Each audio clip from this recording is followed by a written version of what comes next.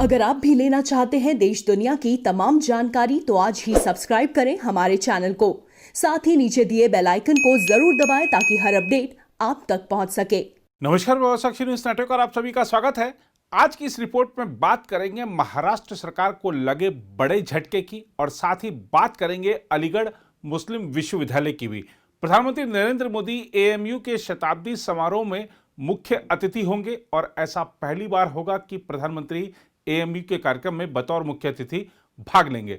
बहरहाल रिपोर्ट की शुरुआत महाराष्ट्र से करते हैं, जहां बंबई उच्च न्यायालय ने उद्धव ठाकरे सरकार को बड़ा झटका देते हुए मेट्रो कार शेड के निर्माण के लिए मुंबई के कांजूरमार्ग इलाके में 102 एकड़ भूमि आवंटित करने के मुंबई उपनगर के जिलाधिकारी द्वारा जारी आदेश पर रोक लगा दी है।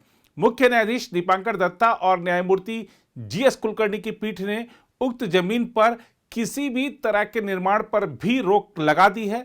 दरअसल मेट्रो कार शेड के निर्माण के लिए राज्य द्वारा चिन्हित जमीन के मालिकाना हक को लेकर केंद्र और शिवसेना नेतृत्व वाली एमवीए गठबंधन सरकार के बीच तकरार चल रही है। केंद्र सरकार ने बंबई उच्च न्यायालय में एक याचिका दायर कर कार शेड के लिए जमीन आवंटित करने के जिलाधिकारी के 1 अक्टूबर के आदेश को चुनौती दी थी और कहा था कि यह जमीन उसके यानी केंद्र के नमक विभाग की है। अब महाराष्ट्र के उप मुख्यमंत्री अजित पवार ने उच्चतम न्यायालय का रुख करने के संकेत दिए हैं। पवार ने भाजपा का नाम लिए बिना पत्रकारों से कहा कि महाविकास आघाड़ी सरकार के गोरेगांव उपनगर के आरे में बनने वाले मेट्रो कार शेड को कांजूर मार्ग स्थानांतरित करने का फैसला लगता है कि कई लोगों को पसंद नहीं आया और इसलिए ही केंद्र ने इतना बड़ा कदम उठाया है। उप मुख्यमंत्री ने कहा, संविधान और कानून में अदालत के आदेश के खिलाफ अपील करने का प्रावधान है, इसलिए हम इस पर विचार करेंगे। गौरतलब है कि बीजेपी के नेतृत्व वाली पूर्व महाराष्ट्र सरकार ने कई पर्यावरणविदों और कार्यकर्ताओं के विरोध के बावजूद मुंबई मेट्रो लाइन 3 के कार शेड को आरे कॉलोनी में बनाने का फैसला किया था। कार शेड के निर्माण के लिए वहां बहुत सारे पेड़ों को काटा जाना था, जिसका विरोध किया जा रहा था। मौजूदा एमवीए सरकार ने हाल में इसे आरे से कांजूर मार्ग स्थानांतरित करने का फैसला किया। महाराष्ट्र के पर्यावरण मंत्री आदित्य ठाकरे ने इस पूरे मुद्दे पर कहा है कि वह अदालत के आदेश की विस्तृत जानकारी की प्रतीक्षा कर रहे हैं और उसके मिलने के बाद ही आगे की कार्रवाई पर विचार करेंगे। उन्होंने कहा कि यह भूमि मेट्रो परियोजना के लिए महत्वपूर्ण है क्योंकि इससे सरकार के लगभग 5,500 करोड़ रुपए बचेंगे।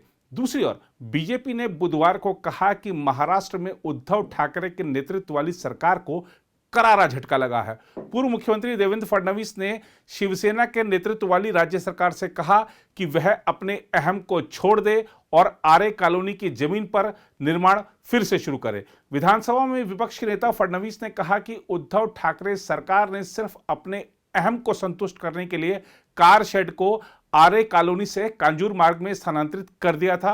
पूर्व मुख्यमंत्री ने कहा, यहां तक कि मनोज सोनिक समिति ने भी कहा था कि अगर मेट्रो कार शेड को कांजूर मार्ग में स्थानांतरित किया जाता है तो इससे राज्य को 5,000 करोड़ रुपए का अतिरिक्त बोझ उठाना पड़ सकता है। देखिए, मैंने कल भी विधानसभा में ये कहा था कि जो मेट्रो का कार शेड है, इसको आरे में कार शेड तैयार करने के लिए हाई कोर्ट ने, ग्रीन ट्राइब्यूनल ने और सुप्रीम कोर्ट ने मान्यता दी। उसके बाद वहाँ काम शुरू हुआ। 100 करोड़ रुपए का काम वहाँ हो चुका है।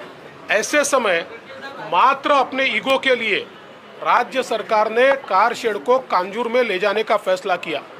हमने बताया था कि कांजूर की जो लैंड है वो डिस्प्यूट में है, क्योंकि पहले हम भी ये प्रयास कर रहे थे कि क्या कांजूर में हम उसको कर सकते हैं, चूँकि यहाँ पर उस समय झाड़ कटने थे, तो उस समय 9 महीने तक उसके ऊपर फैसला नहीं हो पाया। और उस समय चीफ जस्टिस के कोर्ट ने हमको ये कहा था कि आप 3,000 करोड़ रुपया यहाँ पर भरिए, उसके बाद हम फैसला करेंगे। प्राइवेट ओनर ने भी उसके ऊपर क्लेम किया था और आपको वो ज़मीन मिलेगी, और इसीलिए वापस हम लोगों को फैसला करना पड़ा। और उसके बाद ही सुप्रीम कोर्ट के निर्णय के बाद आरे में कार शेड का निर्माण शुरू हुआ था। ये सारी चीज़ें मालूम होते हुए भी और 100 करोड़ का काम पूरा होने के बाद मात्र ईगो के लिए कांजूर में उसको शिफ्ट करने का फैसला हुआ। आज हाई कोर्ट ने जो फैसला दिया है, मैं ऐसा मानता हूं कि एक प्रकार से राज्य सरकार को एक बहुत बड़े पैमाने पर एम्बैरेसमेंट है, एम्बैरेसमेंट राज्य सरकार को आई है। और हाई कोर्ट ने स्पष्ट शब्दों में कहा है कि जो कलेक्टर ने ऑर्डर पास किया था उसको हम स्टे करते हैं, ऑर्डर ठीक नहीं है। और ये भी कहा है कि वहाँ राज्य सरकार कोई भी काम नहीं कर सकता। तो एक प्रकार से एक बड़ा एम्बैरेसमेंट केवल ईगो के लिए राज्य सरकार को सहना पड़ा है।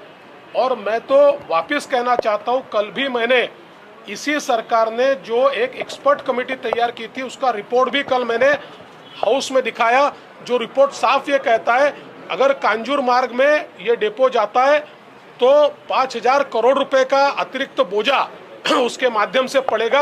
और इतना ही नहीं, तो जो 2021 में मेट्रो मिल सकती है वो मेट्रो 2024 तक नहीं मिलेगी। ये सारी चीजें अपने रिपोर्ट में आने के बावजूद ये कौन सा ईगो है कि जिसके कारण हम वहीं पर करेंगे और सुप्रीम कोर्ट के आदेश को भी ताक पर रख देंगे। इस प्रकार की ये परिस्थिति ठीक नहीं है। मुंबई के लिए काम होना चाहिए, मुंबई करो के लिए काम होना चाहिए। मुंबई करो की मेट्रो है, पैसा महाराष्ट्र का है, हमारे देश का पैसा है, ये किसी के घर का पैसा नहीं है। इस प्रकार से उसको जाया करना ये ठीक नहीं। देखिए, आदित्य ठाकरे युवा है, नए नए मंत्री बने, हमारी अपेक्षा उनसे ये है कि उन्होंने जनहित में काम करना चाहिए, हमारे प्रदेश के हित में काम करना चाहिए। और सबसे बड़ी बात, जो युवा होते हैं, पढ़े लिखे होते हैं, उन्होंने कम से कम रिपोर्ट्स को पढ़कर बात करनी चाहिए। उनके ही सरकार ने 4 लोगों की कमेटी तैयार की थी, अखिलेश सौनिक उसके हेड थे। ये 4 लोगों की कमेटी ने दिया हुआ रिपोर्ट अगर वो ठीक से पढ़ेंगे तो ऐसी बात वो नहीं करेंगे। देखिए, सरकार इसमें जितना लेट करेगी उतना एस्केलेशन कॉस्ट बढ़ेगा। देखिए, सुप्रीम कोर्ट में ये बात भी आई है कि 1 दिन का डिले जब मेट्रो में होता है तो उसकी अपॉर्चुनिटी कॉस्ट, उसमें इंटरेस्ट की कॉस्ट मिलाकर 5 करोड़ रुपए का नुकसान होता है रोज का। और पिछले साल भर से इस मेट्रो को इस सरकार ने अटका के रखा है। तो कितना नुकसान इसमें हो रहा है, अगर ये सरकार इस बात को समझे कि आपके ईगो के लिए आप जनता के पैसे का कितना नुकसान कर रहे हो, ये कहीं ना कहीं सरकार को समझना होगा। देखिए, मनमानी करेंगे तो कोर्ट तो इंटरवीन करेगा ही।